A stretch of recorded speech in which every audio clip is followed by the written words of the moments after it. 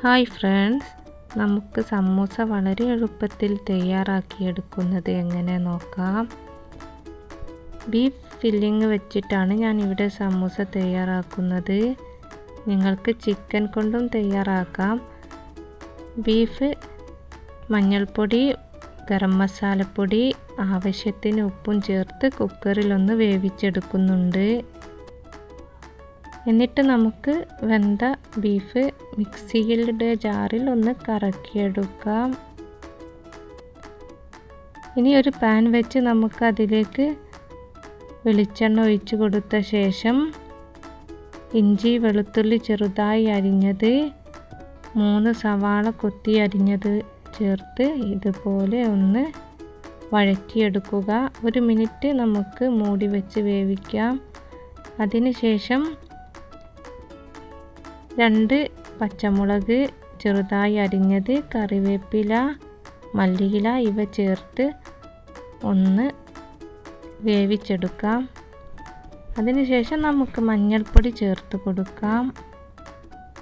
അതുപോലെ മുളക് പൊടി, ഗരം മസാല, ചിക്കൻ മസാല, ആവശ്യത്തിന് ഉപ്പ് ചേർത്ത് ഒന്ന് ഇളക്കിയെടുക്കാം. മസാല ഒന്ന് ചൂടായ ശേഷം നമുക്ക് ഇതിലേക്ക് ബീഫ് ചേർത്ത് കൊടുക്കാം. ബീഫ് ചേർത്ത് നന്നായിട്ട് ഇളക്കിയെടുക്കണം. 2 കപ്പ് മൈദ, 1 കപ്പ് ഗോതമ്പ് പൊടി, ആവശ്യത്തിന് ഉപ്പും ചേർത്ത് ഒന്ന് മിക്സ് ചെയ്തെടുക്കുക. ഇനി ചെറു ചൂടുള്ള വെള്ളം നമുക്ക് അല്പാൽപ്പം ഒഴിച്ചു കൊടുത്ത് ചപ്പാത്തി മാവൊക്കെ തയ്യാറാക്കുന്നത് പോലെ തന്നെ നമുക്കിത് കുഴച്ചെടുക്കാം. നമ്മൾ മാവ് കുഴച്ചെടുത്തിട്ടുണ്ട്. അല്പം ഓയിൽ സ്പ്രെഡ് ചെയ്ത് നമുക്ക് 15 മിനിറ്റ് ഇതുപോലെ കവർ ചെയ്ത് റെസ്റ്റ് ചെയ്യാൻ വെക്കാം. 15 മിനിറ്റിന് ശേഷം ഓരോ ഉരുളകളായെടുത്ത് നമുക്ക് ഇത് പരത്തിയെടുക്കാം.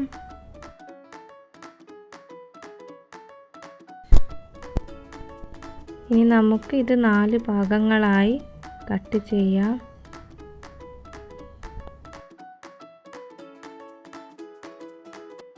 എന്നിട്ട് ഇതിൻ്റെ ഈ 2 ഭാഗം ഇതുപോലെ നമുക്ക് പ്രസ് ചെയ്ത് കൊടുക്കാം.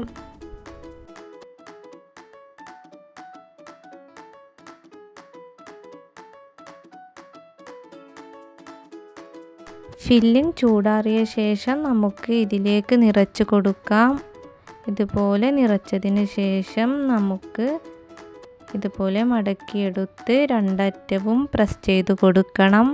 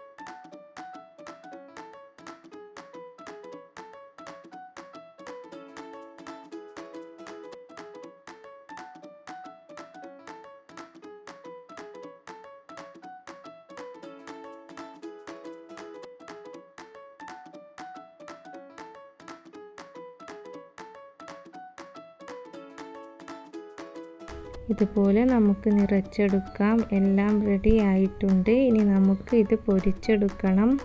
അതിനൊരു ചട്ടി വെച്ച് അതിലേക്ക് സൺഫ്ലവർ ഓയിൽ ഒഴിച്ച് കൊടുക്കാം. ഓയിൽ നന്നായിട്ട് ചൂടായ ശേഷം ഇതിലേക്ക് ഓരോന്നായി ഇട്ട് കൊടുക്കണം.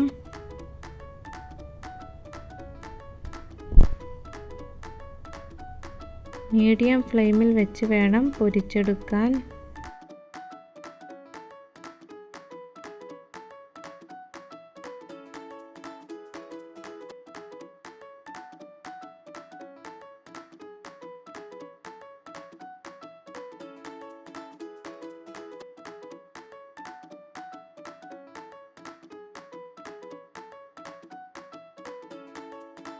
സമൂസയെല്ലാം പൊരിച്ചെടുത്തിട്ടുണ്ട്. ഇതുപോലെ നിങ്ങളും തയ്യാറാക്കി നോക്കുക.